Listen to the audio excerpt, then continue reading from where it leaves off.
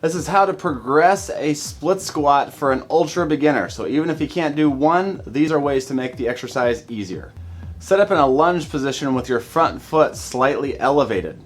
Also stand next to a machine or a box for some assistance. As you descend, you can imagine using that box or machine for some assistance so you could pull up on the machine or push on the box to get back to the top. The number one priority is making sure it's pain-free and building your way to doing it unassisted. This is the first step. When performing this movement, make sure your knee tracks between your second and fourth toes. So try to avoid letting that knee buckle to the inside. You want to make sure the knee is pointing towards your toe and not collapsing. Do 3 sets of 6 to 10 reps. Once you can get to 10 reps, now it's time to progress the movement to make it more difficult.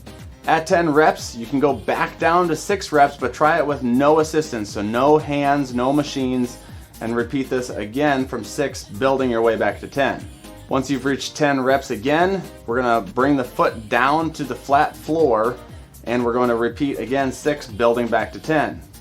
Now that both feet are on the floor, you could add a dumbbell to this movement to make it more difficult. That's up to you. This is the basics on the split squat and how to progress it. We'll see you in the next one.